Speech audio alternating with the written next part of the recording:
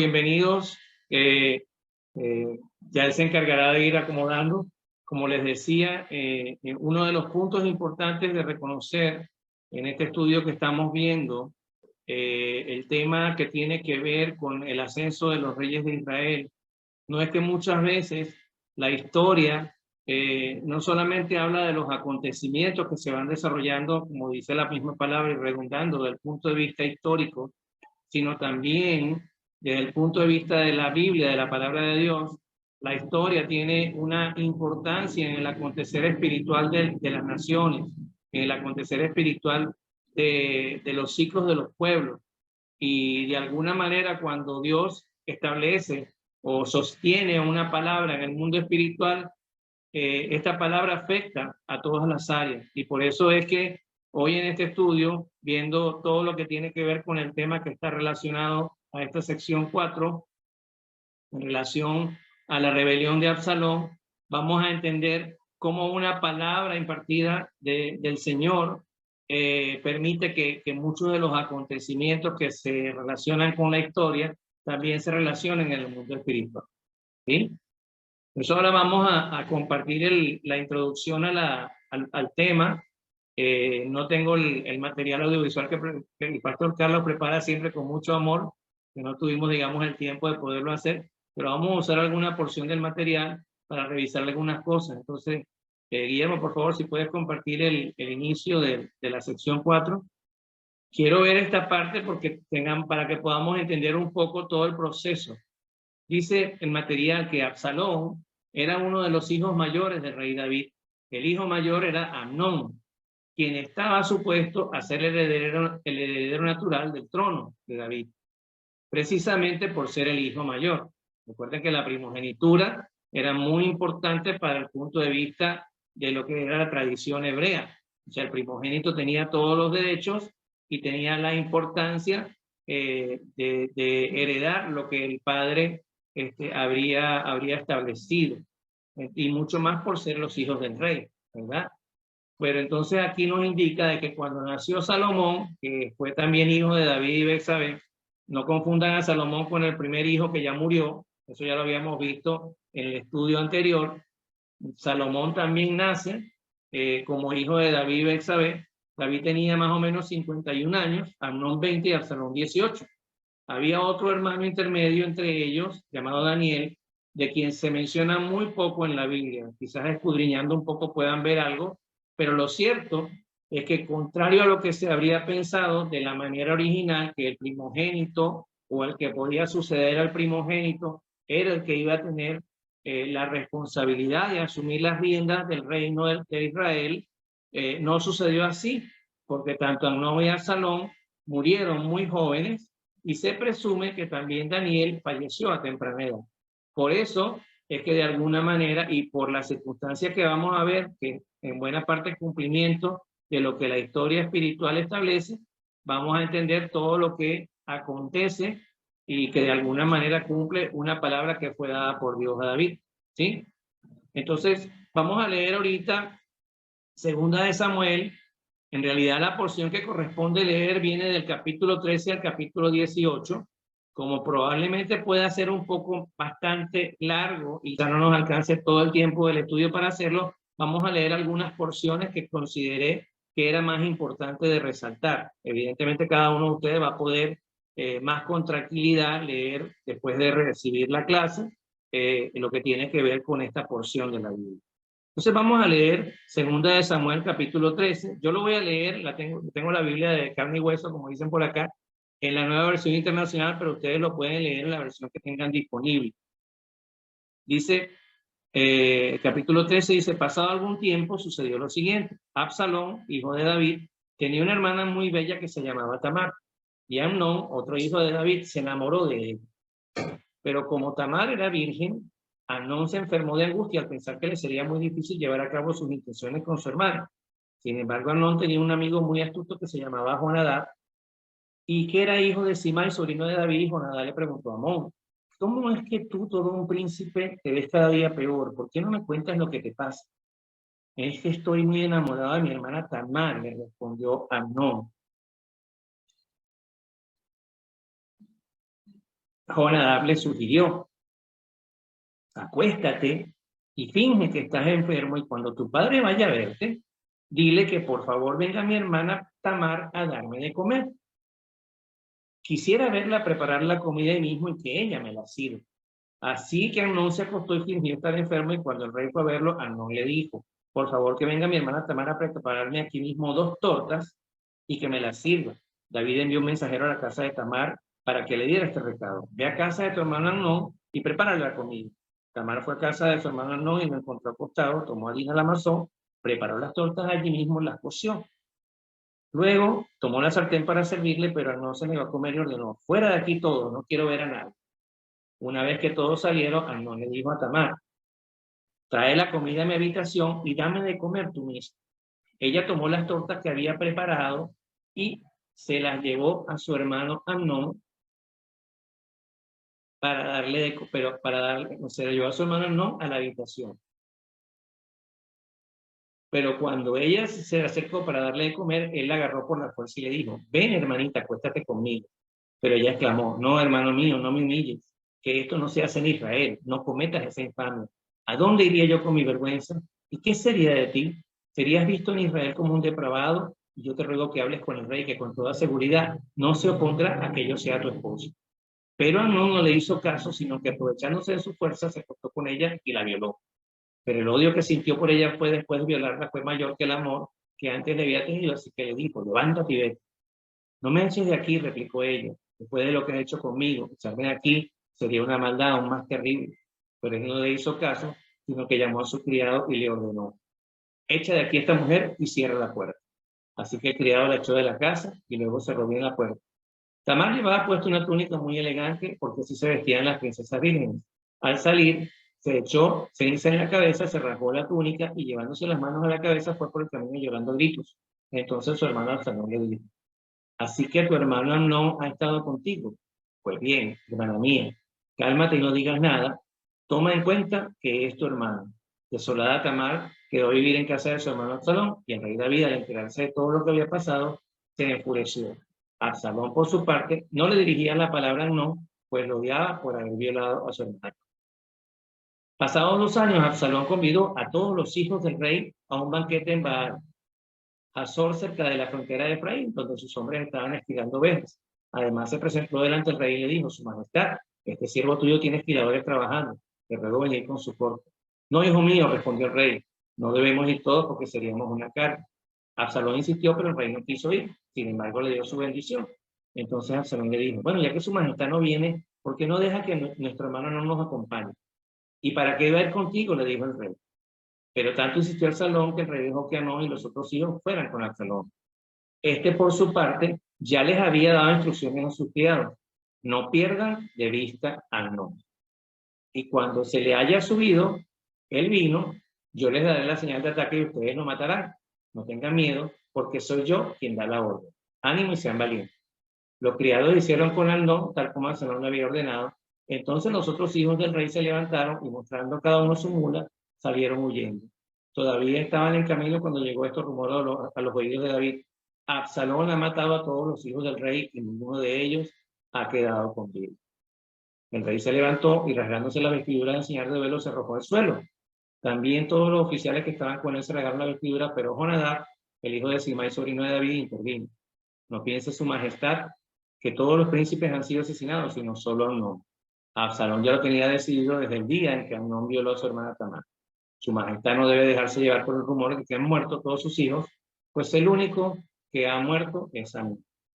El centinela de la ciudad alzó la vista y vio que del oeste, por la ladera del monte, venía bajando una gran multitud. Entonces le decía: venía a decirle al rey: vio venir gente por el camino de Jornayín, por la ladera del monte. Mientras tanto, Absalón había huido. Y Jonadab le dijo al rey: ya ve, su majestad, aquí llegan sus hijos como le había dicho. Apenas terminó de hablar cuando entraron los hijos del rey, todos llorando en voz en cuello, y también el rey y sus oficiales se pusieron a llorar desconsoladamente. Absalón, en su ida, se fue a refugiar con Talmai, hijo de Amud, rey de Jesús, y ahí se quedó 3 años. David, por su parte, lloraba todos los días por su hijo Amnón, y cuando se consoló por su muerte, comenzó a sentir grandes deseos de ver a Absalón. La primera parte de la rebelión. ¿Por qué la tocamos? porque esto crea un antecedente, esto nos crea una figura en la cual podríamos preguntarnos, ¿qué fue lo que pasó? ¿Hasta qué punto, cómo es posible que entre hermanos se hagan daño? Ustedes recuerdan que en las clases anteriores habíamos hablado del término de que el profeta le había dado una palabra al rey David, ¿se acuerdan? ¿Cuál fue esa palabra? A ver si alguno de ustedes se recuerda. Los que están aquí presentes, Nidia, Diana, alguno que quiera comentar. Pueden desactivar el micrófono, Guille, ¿les permite, por favor? Acerca de que el asesinato estaría presente siempre en lo que era la familia de David, ya que por causa de su pecado, él envió a matar al esposo de Isabel y se quedó con ella. Y entonces Dios lo perdonó, pero no quitó de él las consecuencias que vendrían a causa de ese pecado. Entonces, y uno de ellos fue eso. Fíjense, Nidia, gracias. Fíjense cómo entonces comienza a suceder lo que de alguna manera el profeta de parte de Dios le había ya de alguna manera profetizado a David. Recuerden que la cita dice más o menos que jamás se apartará la espada de tu casa. Es decir, que la casa de David iba a estar asignada por la violencia. Recuerden que en la tradición hebrea, las familias, o sea, los que eran hermanos de sangre, si de alguna manera en la situación, digamos, en cuanto a la descendencia, podía permitir el hecho de que pudieran casarse entre sí, eso se podía hacer con la autorización del rey. ¿Sí? O sea, era parte de una tradición, porque entendamos bien de que para ese tiempo todavía era entendible que entre hermanos se pudieran casar. Inclusive recuerden que también la tradición permitía que si el esposo de la persona, de la mujer que en ese momento estuviera en matrimonio moría, automáticamente ella podía casarse con el hermano para que no perdiera la herencia o no perdiera la primogenitura de su casa. Eso era parte de la tradición del pueblo de Israel. Entonces, entendiendo esto, si podemos ver todo lo que narra el capítulo 13, que nos habla específicamente, primero, de Amnón y Tamar en la situación que se presenta, y luego cómo su hermano asesina a su hermano. O sea, el hermano menor asesina al hermano mayor. ¿Por qué? Porque el hermano mayor, pudiendo haberle pedido permiso, como la misma Tamar le dijo a su papá, para que pudieran casarse, no lo hizo, sino que lo hizo de la manera inapropiada. Ahora, ¿qué podemos ver nosotros en este proceso? ¿Por qué esto tiene que ver con lo que representa? ¿Por qué la rebelión de Absalón como hijo del rey? Estamos hablando de personas que tenían una posición privilegiada en la sociedad hebrea. Hijo del rey, pertenecía a la realeza. Los tres hijos del rey se enemistaron, se hicieron daño y se violaron. ¿Qué pasó allí? ¿Qué creen ustedes que pudo haber sucedido? Porque efectivamente entendemos que el rey David era un ungido de Dios y tenía una misión, pero también de alguna manera Dios en su justicia estableció que esto fuera permitido. Y miren la manera en la cual a David ya le comienza a mostrar cómo iba a ser el desarrollo de los acontecimientos futuros. ¿Sí? Que es bien tremendo poder entender. Cuando nosotros no estamos guiados verdaderamente por el propósito de Dios, inclusive aunque tratemos de hacer una cosa diferente, si Él establece una palabra, esa palabra se cumple. ¿Sí? Por eso es que tenemos que estar muy atentos a la voz de Dios en todo lo que recibimos. Por eso es que más que nosotros estar pensando en cosas que puedan agradarle a Dios, tenemos primero que buscar que podamos escuchar su voz para poder hacer su voluntad. Amén. Qué importante es poder entender esto. Como ¿Sí? dicen aquí en Venezuela, hermano, que dice, bueno, es también prácticamente un hecho, que dice que el pecado de los padres pagan las consecuencias los hijos. Los y hijos ahí pagan. viene todo. Sí, Claro. viene todo esto también, porque podemos ver que dice que todo el problema familiar de la familia, vaya la redundancia, de David, fue a causa de los pecados y el gran pecado que cometió David. así es. Y por eso que es importante es entender, cuando nosotros analizamos todas las cosas que pueden significar y pueden llevarnos a circunstancias, que lo que nosotros hacemos no afecta a una persona en particular, ni afecta a un ambiente que nos rodea, sino que puede afectar a toda una generación. Porque Dios es un Dios generacional. Entonces, tantas veces y tantas cosas, como cuando, en mi caso particular, yo que tengo mis 4 hijos, cuando yo cometí mis errores, quizá en algún momento, cuando no tenía el Señor, no podía haber pensado en que esos errores podían estarles afectando, podían haberles afectado en algún momento, pero con el tiempo pude ver y pude darme cuenta de que cómo Dios nos ha cuidado, en que a pesar de nosotros mismos, cuando verdaderamente decidimos seguirle y buscar no meternos en circunstancias que puedan afectarnos, no a nosotros, sino a nuestra generación, que es importante comprender el ser fiel a la palabra. ¿Sí? Vamos a continuar con la lectura, así como para ir un poquitito más rápido, por el capítulo 14. De ese voy a leer algunos versículos claves para después entrar en detalle. Capítulo 14 de Segunda de Samuel. Este capítulo habla del regreso de Absalón a Jerusalén, después de que el rey dice que al final del capítulo 13 lo había extrañado, y nos habla básicamente de esto. Voy a leer las primeras porciones, voy a leer primero del versículo 1 al versículo 7, ¿sí?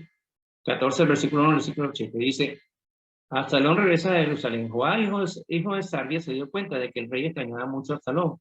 Por eso mandó a traer a una mujer muy astuta, la cual vivía en Tecoa, y le dijo: quiero que te vistas de luto y que no te eches perfume, sino que finjas estar de duelo, como si llevaras mucho tiempo llorando la muerte de alguien. Luego Joab le ordenó presentarse ante el rey, explicándole antes lo que tenía que decirle. Cuando aquella mujer de Tecoa se presentó ante el rey, le hizo una reverencia y se postró rostro en tierra. Ayúdeme, su majestad, exclamó. ¿Qué te pasa?, le preguntó el rey. Soy una pobre viuda, respondió ella. Mi esposo ha muerto. Esta servidora de su majestad tenía 2 hijos, los cuales se pusieron a pelear en el campo. Como no había nadie que los separara, uno de ellos le asestó un golpe al otro y lo mató. Pero ahora resulta que toda la familia se ha puesto en contra de esta servidora de su majestad, porque le exigen que le entregue al asesino para que lo mate y así vengar la muerte de su hermano. Y aunque al hacerlo elimine al heredero. Escuchen bien, la verdad es que de esta manera pagarían la última luz de esperanza que me queda y dejarían a mi esposo sin nombre ni descendencia sobre la tierra. Regresa a tu casa que yo me encargaré de este asunto, le respondió el rey. Pero la mujer de Tecoa replicó: tu majestad, que la culpa caiga sobre mí y sobre mi familia, y no sobre el rey ni su trono. Si alguien te amenaza, insistió el rey, tráemelo para que me vuelva a molestar. Vamos a dejarlo hasta aquí. ¿Qué estamos viendo?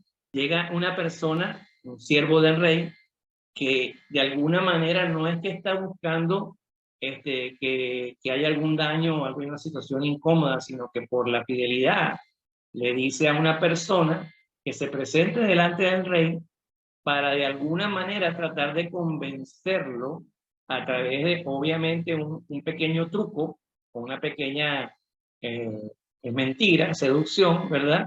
Pero realmente no una mentira, una seducción, sino fíjense cómo funciona el episodio, fíjense cómo bíblicamente las cosas como que se repiten. Quizá este siervo Joab hizo lo mismo que hizo el profeta. Utilizó un episodio o armó un episodio para narrar un proceso que de alguna manera iba a volver a confrontar al rey. ¿Se acuerdan cuando Betsabé? Exactamente de esta misma forma, este siervo de David armó una figura o construyó una figura similar a la que había ocurrido cuando el profeta confronta a David. Y el mismo David es confrontado y le dice: no, no, no, mira, tranquilízate, si alguien te amenaza, si pasa algo, tú me lo traes, que no te vuelva a molestar. Así que quédate tranquila y no te preocupes por eso. Vamos al versículo 12. El profeta Natán, ¿verdad, hermano? Sí, el profeta, estamos hablando del episodio de David con Betsabé.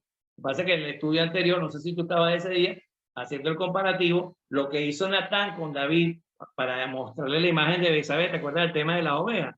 Bueno, este siervo de David, que se llama Joab, hizo lo mismo con esta mujer para que le ejemplificara a David la misma situación que él estaba viviendo en ese momento, pero ahora con su hijo Absalón. ¿Sí? ¿Se entiende, Roberto?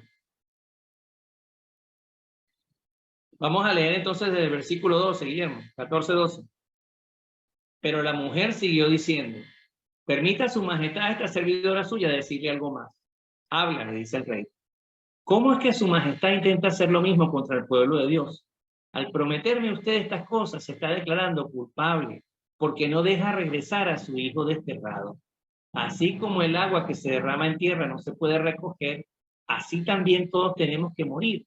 Pero Dios no nos arrebata la vida, sino que provee los medios para que el desterrado no siga separado de él para siempre. Yo he venido a hablar con su majestad porque hay gente que me ha infundido temor y he pensado, voy a hablarle al rey, tal vez me conceda lo que le pido, librándonos a mí y a mi hijo de quien quiere eliminarnos para quedarse con la heredad que Dios nos ha dado. Pensé además que su palabra me traería alivio, pues su majestad es como un ángel de Dios que sabe distinguir entre lo bueno y lo malo y que el Señor su Dios lo bendiga. Y al llegar a este punto, el rey le dijo a la mujer, voy a hacerte una pregunta y te pido que no me ocultes nada. Dígame usted, ¿acaso no está Joab detrás de todo esto? Y la mujer respondió. ¿Qué respondió la mujer? Juro por la vida de su majestad que su pregunta ha dado en el blanco. Es cierto, en efecto, fue su siervo Joab quien me instruyó y me puso en mis labios todo lo que he dicho. Lo hizo para disimular el asunto, pero su majestad tiene la sabiduría de un ángel de Dios y sabe todo lo que sucede en el país. Entonces el rey llamó a Joab y le dijo, estoy de acuerdo, anda, que regrese el joven Absalón. Postrándose rostro en tierra, Joab le hizo una reverencia al rey y le dio las gracias añadiendo, hoy sé que cuento con el favor de mi señor y mi rey, pues usted ha accedido a mi petición. Diciendo esto, Joab emprendió la marcha en el sur y regresó a Jerusalén con Absalón. Pero el rey dio esta orden, que se retire a su casa, y que nunca me visite. Por tanto, Absalón tuvo que irse a su casa sin presentarse delante del rey. Dice aquí una característica de Absalón, dice que en Israel no había ningún hombre tan admirado como Absalón por su hermosura. ¿Se acuerdan de algo? ¿Cómo describían a David? Era perfecto de pies a cabeza, tenía una cabellera tan pesada que una vez al año tenían que cortársela y según la medida oficial, el pelo cortado pesaba 2 kilos.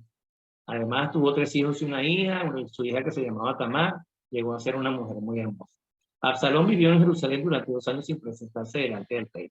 Y un día le pidió a Joab que fuera a ver al rey, pero Joab no quiso ir. Se lo volvió a pedir, pero Joab se negó a hacerlo. Así que Absalón le dijo a sus criados, miren, Joab sembrado cebada en el campo que tiene junto al mío. Vayan y prendanle fuego. Los criados fueron e incendiaron el campo de Joab.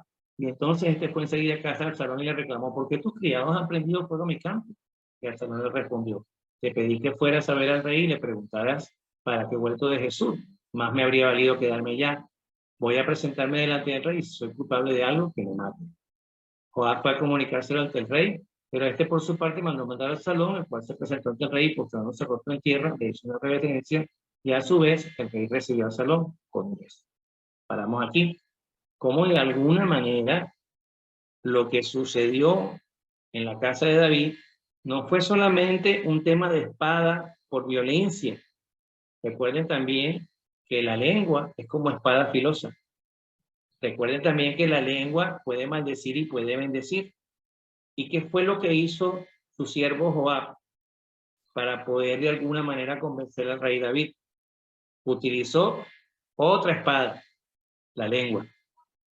Esa lengua que construyó algo para que el rey David de alguna manera fuera convencido de algo que quizás no quería hacer, o sí quería hacer en su corazón porque era su hijo, pero de alguna manera se sentía comprometido porque sabía que de alguna manera lo que estaba sucediendo es que la palabra profética que Dios había colocado a través del profeta Natán estaba siendo cumplida.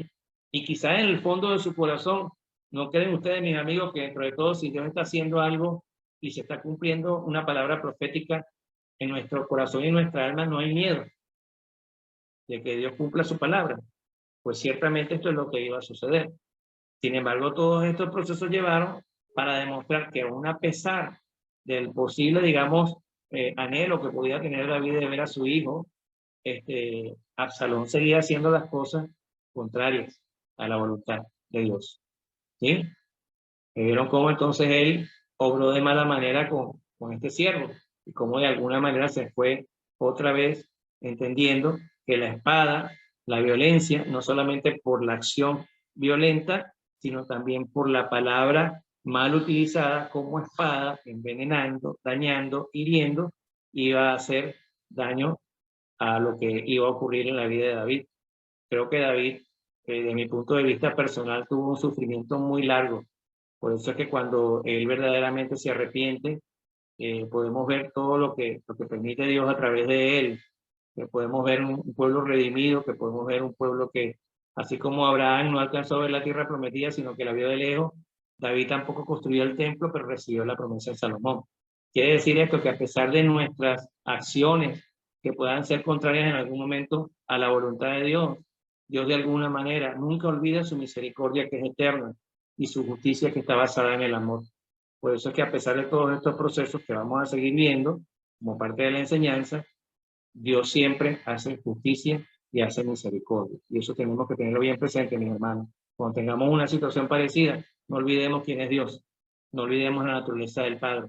Porque Él siempre, independientemente de nuestro mal o de nuestro obrar mal, Él siempre va a estar esperando que estemos siempre dispuestos al arrepentimiento. Seguimos con la lectura. Ahora vamos a leer el capítulo 15. ¿Sí? Desde el versículo 1 hasta el versículo 12. Absalón conspira contra David. Pasado algún tiempo, Absalón consiguió carros de combate, algunos caballos y una escolta de 50 soldados. Se levantaba temprano y se ponía a la vera del camino junto a la entrada de la ciudad. Cuando pasaba alguien que iba a ver al rey para que le resolviera un pleito, Absalón lo llamaba y le preguntaba de qué pueblo venía. Aquel que le decía de qué tribu israelita era, Absalón le aseguraba: tu demanda es justa, pero no habrá quien lo escuche de parte del rey. Y enseguida le decía: ojalá y me pusieran por juez en el país. Todo el que tuviera un pleito o una demanda vendría a mí y yo le haría justicia. Además de esto, si alguien se le acercaba para inclinarse delante de él, él simplemente le tendía los brazos, lo abrazaba y lo saludaba con un beso. Esto hacía Absalón con todos los israelitas que iban a ver al rey para que le resolviera algún asunto. Y así fue ganándose el cariño del pueblo. Al cabo de 4 años, Absalón le dijo al rey: permítame su majestad ir a Hebrón a cumplir un voto que le hice al Señor. Cuando vivía en Gersur de Aram, hice este voto: si el Señor me concede volver a Jerusalén, le ofreceré un sacrificio. Vete tranquilo, respondió el rey. Absalón emprendió la marcha a Hebrón, pero al mismo tiempo envió mensajeros por todas las tribus de Israel con este mensaje: tan pronto como oigan el toque de trompeta, exclamen: Absalón reina en Hebrón. Además, desde Jerusalén llevó Absalón a 200 invitados, los cuales le acompañaron de buena fe y sin sospechar nada. Luego, mientras celebraban los sacrificios, Absalón mandó a llamar a un consejero de su padre David, el cual se llamaba Ahitofel, y era del pueblo de Gilo.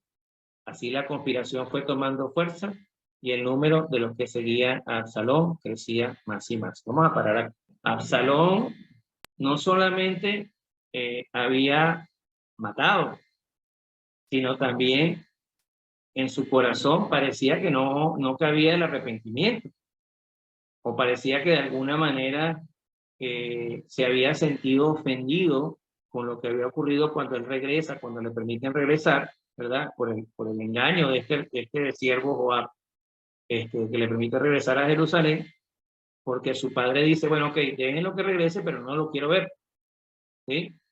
Y él se siente enojado, se siente ofendido, y no solamente se satisface con haberle hecho mal al siervo del rey, sino que prepara todo un plan para sustituir al rey, porque él entendió claramente: si ya eliminé al heredero, el jefe soy yo soy el que ahora va a heredar, por tanto lo que voy a hacer es que el proceso de poder tomar posesión del reino se acelere. Y entonces comenzó a preparar esa conspiración contra el rey. Uno no se imagina cómo Absalón a la puerta de la ciudad podía estar incluyendo a las personas, pero recuerden que las puertas eran los lugares de reunión. Y recuerden que históricamente las puertas de Israel, pues las puertas de los pueblos hebreos, eran los lugares de reunión y generalmente era el lugar donde se recibía a las personas de otras provincias o de otras tribus, y generalmente también los ancianos del reino y los consejeros del reino eran los que se paraban a la puerta a recibir las inquietudes de la gente para poder llevárselas al rey. Y una vez que se las llevaban, el rey revisaba, y si era necesario que la persona se presentara o llegara a su presencia, entonces estos ancianos y estos consejeros eran los que hacían ese trabajo. Y Absalón, de alguna manera muy astutamente, decidió tomar el papel de los consejeros y ponerse a la puerta a escuchar a las personas. ¿Sí? Hermano. Sí, dale, Roberto. Gracias, una preguntita. Amnón, según la edad, era el que le tocaba pues el trono, pero en el segundo era Absalón, ¿es correcto? La primogenitura era la de Amnón, pero Amnón es asesinado por Absalón, o digamos, Absalón es el autor intelectual, porque literalmente no fue quien lo mató físicamente, sino que lo mandó a matar. Y entonces automáticamente él ya sabía que al no estar la figura de Amnón, él tenía toda la cancha libre para poder de alguna manera tratar de hacerse cargo de lo que le correspondía al primogénito. ¿Sí?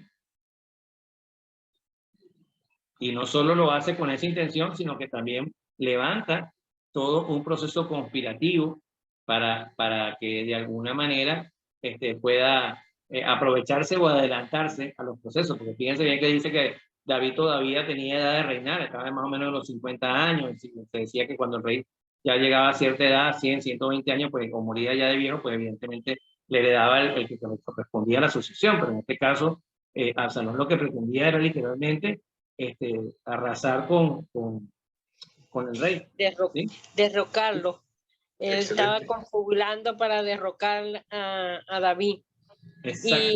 Y una de las cosas también que le incitaba más a hacer todo eso era que oía y escuchaba consejos equivocados. Exactamente, muy bien, te estás adelantando, pero perfecto, Nidia, está muy bien eso, lo vamos a ver ahora.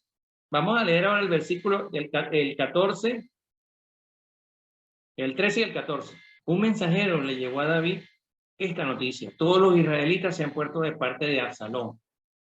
Entonces David le dijo a todos los oficiales que estaban con él en Jerusalén: vámonos de aquí, tenemos que huir, pues de otro modo no podremos escapar de Absalón. Démonos prisa, no sea que él se nos adelante. Si nos alcanza, nos traerá la ruina y pasará a toda la gente al filo de espada. Vamos a leer hasta el 15. Como diga su majestad, respondieron los oficiales: nosotros estamos para servir. Ok, quedamos hasta aquí. ¿Qué ocurre con el rey David? ¿Qué actitud tomó? En vez de hacerle frente a la conspiración, él tomó la decisión de huir. ¿Por qué creen ustedes que el rey David decidió huir? Porque lo iban a matar. Ajá. Lo iban a matar. En primera instancia, evidentemente Absalón tenía toda la intención, no solamente de derrocarlo, sino de eliminarlo físicamente, ¿verdad? Pero ¿qué otra cosa piensan ustedes que motivó al rey David a huir y no hacerle frente? Yo pienso que era porque era su hijo. Y a veces nosotros los padres preferimos nosotros, como dice, sufrir o padecer que ver sufrir a nuestros hijos. Ya él venía, como dice, con el dolor de perder uno, que su hija también sufrió, y ahora él, porque lo tenía distante, pero no era que no lo amaba. Así es, así es. Entonces, esto es algo que nos hace también ver de qué tan importante es poder entender cuando muchas veces nuestros hijos cometen errores o tienen aciertos, en qué punto nosotros estamos dispuestos a atender a nuestra paternidad de la manera más apropiada. O sea, nuestro corazón de padre nunca nos va a negar el hecho de que podamos ayudar a nuestros hijos por muy malos que sean, porque hay una naturaleza de paternidad que desde el padre ha multiplicado a los hijos. Una cosa es la paternidad entendida y otra cosa es la paternidad por la justicia del Señor. Y es algo que tenemos que aprender a diferenciar. Pero muy bien, Nidia, lo que acabas de decir, ciertamente así es. Vamos a ir rápidamente al versículo del mismo capítulo, el capítulo 15. Hermano, vamos al capítulo 15. ¿Qué pasa? Hermano, disculpe, es que David había huido. David huyó, se fue, escapó, digamos, de lo que él pensaba que iba a suceder, y hubo varios intercalados allí de gente que se le ofreció para servirle, otros que salieron, pero quiero hacer énfasis en esto en el capítulo 15, versículo 32.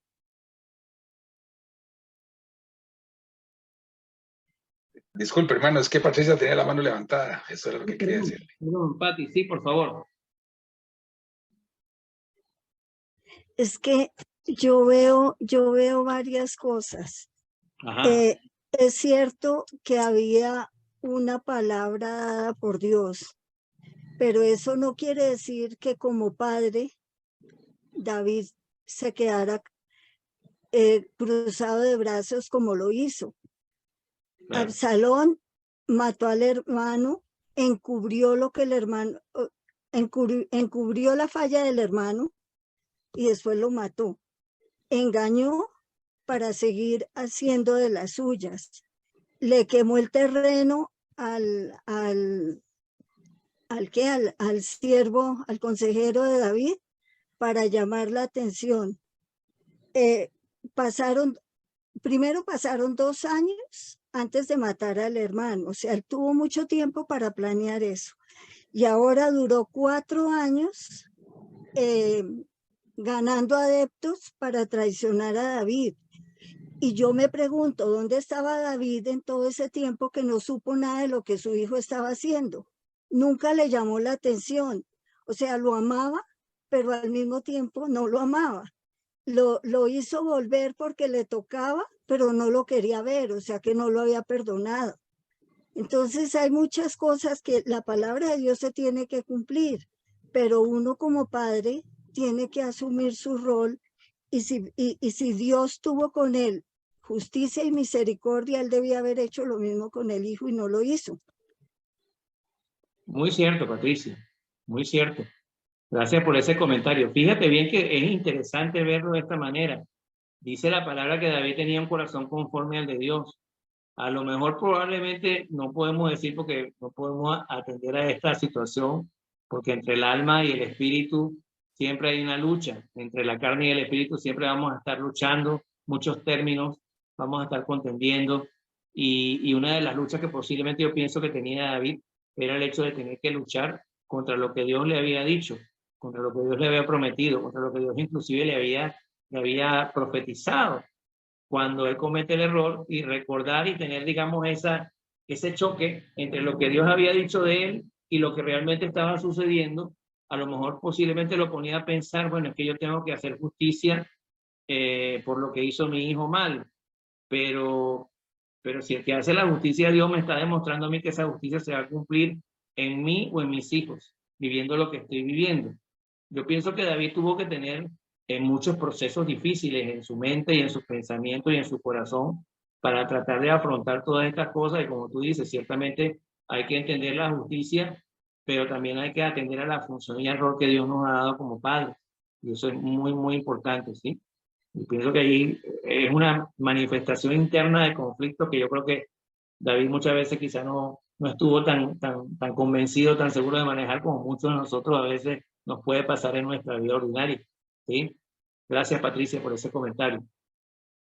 Vamos a ir ahora. Hay un par de cosas en el capítulo 16 con respecto a episodios muy específicos, pero voy a tomar esta porción cuando habla en el capítulo 16, desde el versículo 15, que es lo que comentaba Nidia hace un rato. Pero, perdón, disculpa, primero vamos a leer, me salió un poquito, del 15 al 32, ¿sí? Del 32 al 37, para poder comprender lo que viene ahora. Pues para poder leer ese, tengo que leer este primero, ¿sí? Dice, cuando David, ya hablamos que David había huido. Cuando David llegó a la cumbre del monte donde se rendía culto a Dios, se encontró con Husai el arquita, ¿okay? En que en señal de duelo llevaba las vestiduras rasgadas y la cabeza cubierta en ceniza. O sea, estaba acompañando y apoyando a David. Y David le dijo, si vienes conmigo vas a hacerme una carga. Es mejor que regreses a la ciudad y tú le digas a Absalón, majestad, estoy a su servicio. Antes fui siervo de su padre, pero ahora lo soy de usted. De ese modo podrás ayudarme a desbaratar los planes de Ahitofel. Ahí contarás con los sacerdotes Sadoc y Abiatar, así que manténlos informados de todo lo que escuches en el palacio real. También contarás con Ahimás, hijo de Sadoc, y con Jonatán, hijo de Abiatar. Comuníquenme ustedes por medio de ellos cualquier cosa que averigüen. Y Husai, que era amigo de David, llegó a Jerusalén en el momento que Absalón entraba en la ciudad. Vamos a saltar entonces acá al capítulo 16, del versículo 15.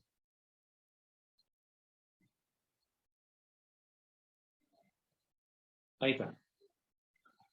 Mientras tanto, Absalón y todos los israelitas que lo seguían habían entrado a Jerusalén, y también Ahitofel lo acompañaba. Entonces Husai el arquita, amigo de David, fue a ver a Absalón y exclamó, ¡viva el rey, viva el rey! Y Absalón le preguntó, ¿así muestras tu lealtad a tu amigo? ¿Cómo es que no te fuiste con él?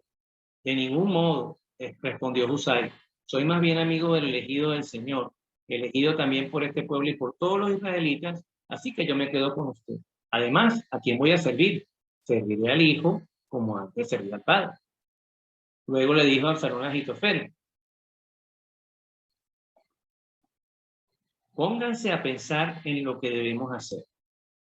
Y Ahitofel le respondió, acuéstese usted con las concubinas que su padre dejó al cuidado del palacio. De ese modo, todos los israelitas se darán cuenta de que su majestad ha roto con su padre. Y quienes lo apoyan a usted se fortalecerán en el poder. Entonces instalaron una tienda de campaña en la azotea para que Absalón se acostara con las concubinas de su padre a la vista de todos los israelitas. En aquella época, recibir el consejo de Ahitofel era como oír la palabra misma de Dios, y esto era así tanto para David como para Absalón. Seguimos en el capítulo 17, en el siguiente versículo. Además, Ahitofel le propuso a Absalón lo siguiente: yo escogería 12,000 soldados y esta misma noche saldría en busca de David. Como él debe estar cansado y sin ánimo, lo atacaría. Le haría sentir mucho miedo y pondría en fuga al resto de la gente que está con él, pero mataría solamente al rey y los demás se los traería a su majestad, porque la muerte del hombre que usted busca dará como resultado el regreso de los otros y todo el pueblo quedará en paz. La propuesta le pareció acertada a Absalón, lo mismo que a todos los ancianos de Israel, pero Absalón dijo, llamemos también a Husai el arquita para ver cuál es su opinión. Obviamente ya queda tan cercano a su papá. Cuando Husai llegó, Absalón le preguntó, ¿debemos adoptar el plan que Ahitofel nos ha propuesto? Si no, ¿qué propones tú?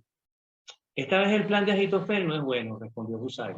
Usted conoce bien a su padre David y a sus soldados, que son valientes y deben estar furiosos como una osa salvaje a la que han robado su cría.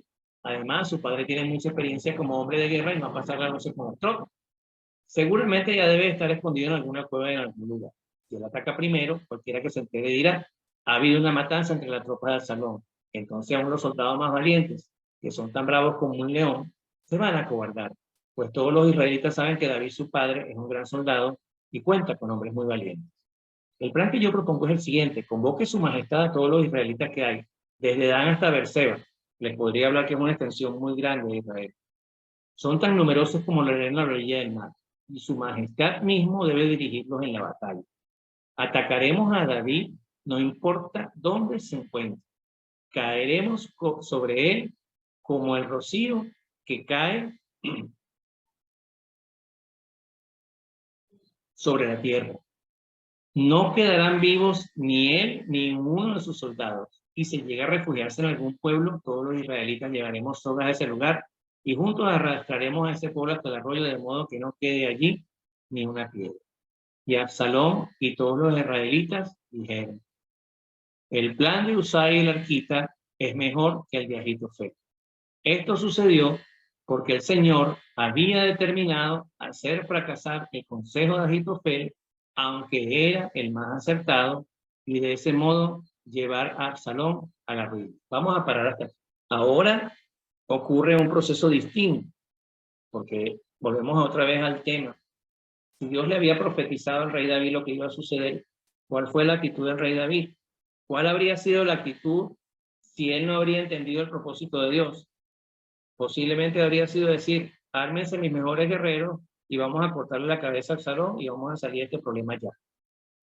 Pero no, lo que hizo David fue, bueno, vamos a tratar de ver qué se puede hacer para ver si aún todavía hay alguna posibilidad, quizás, no lo dice la Biblia, lo pienso yo como padre, y lo piensa quizás Nidia o algunos de ustedes como madre, si a lo mejor hay alguna oportunidad de que Absalón se arrepienta, si a lo mejor existe alguna posibilidad que yo pueda descubrir en sus planes algo que me lleve a negociar con él, a hablar con él, a ver si inclusive de alguna manera está dispuesto a arrepentirse o a pedir perdón por todo lo que ha hecho. Pero no, el rey David lo que hizo fue, mira, vamos a hacer una cosa. Uno de sus siervos más fieles le dijo, preséntate delante de él y dile que tú estás dispuesto a servir al hijo como sirvió al padre para verdaderamente saber qué es lo que va a ocurrir. ¿Sí?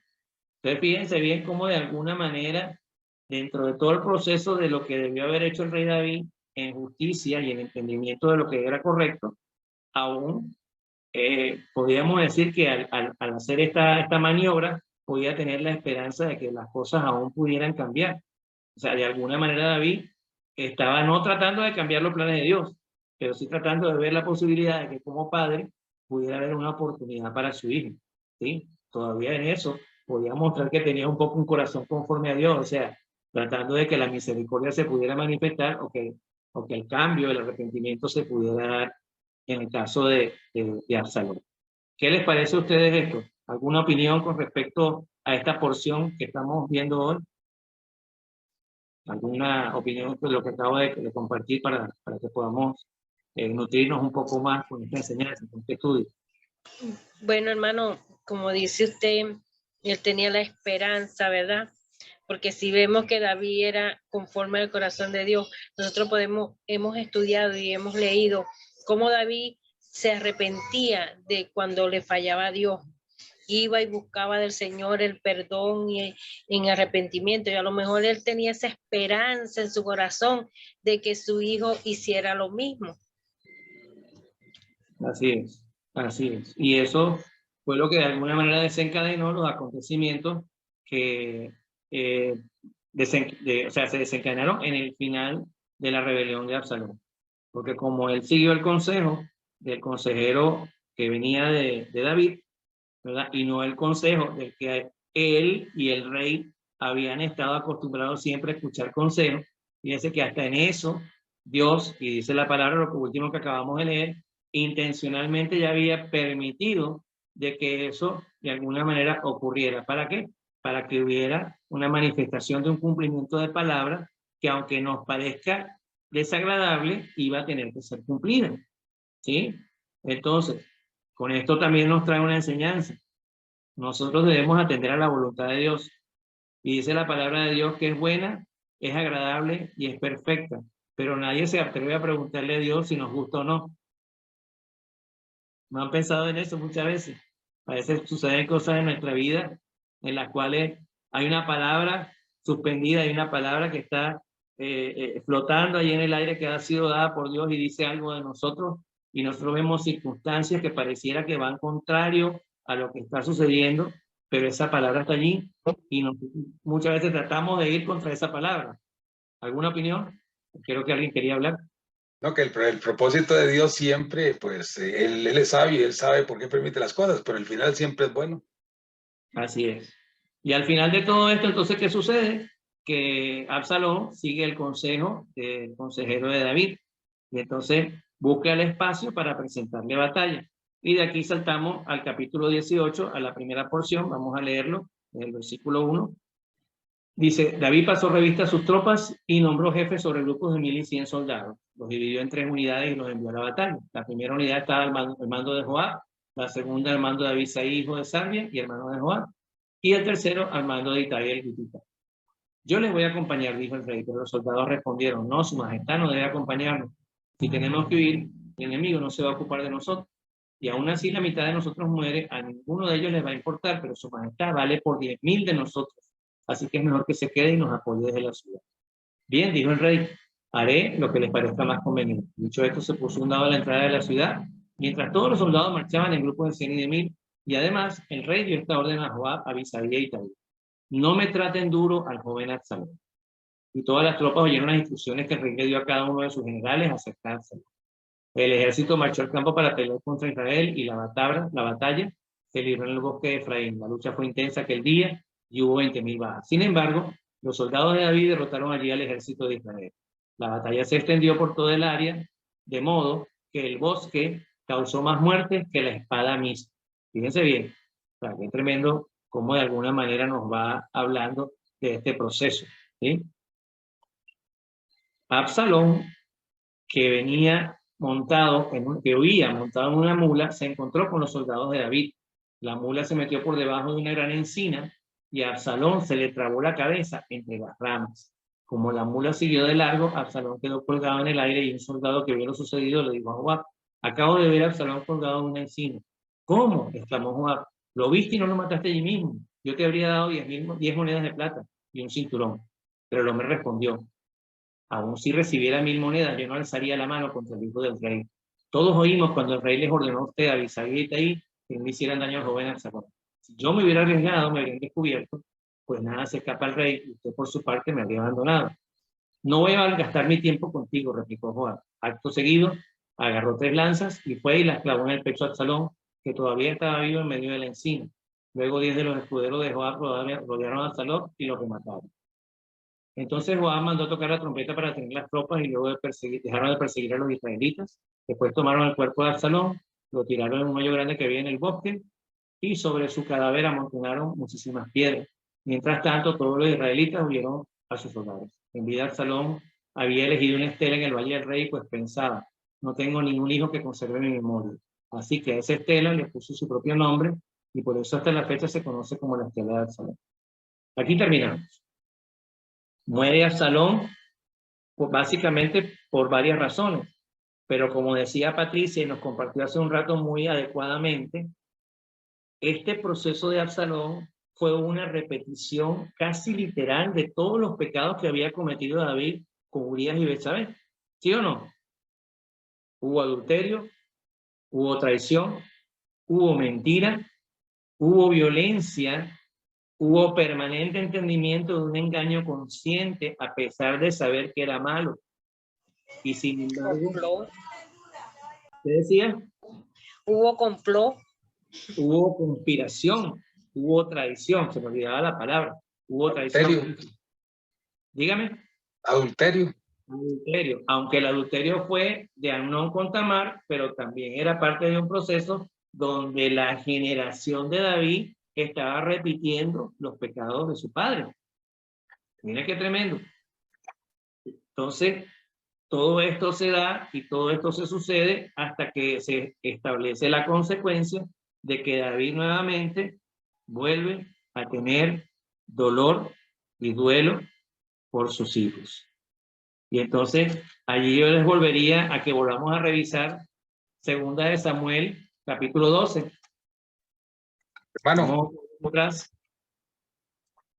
Hermano, una pregunta. Absalón cometió adulterio también cuando se metió con las 10 esposas de David.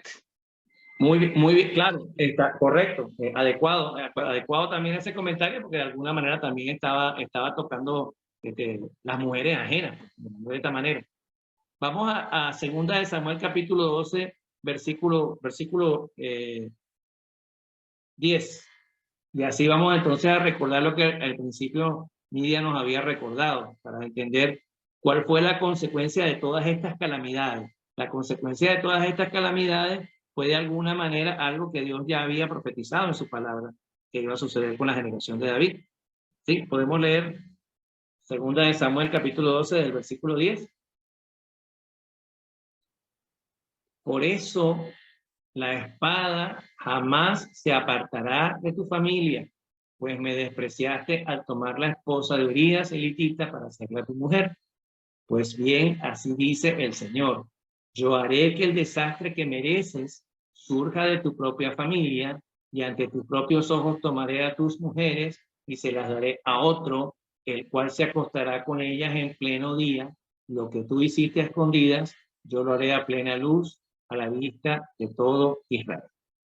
¡Wow! Entonces, ¿cuál es la consecuencia del pecado?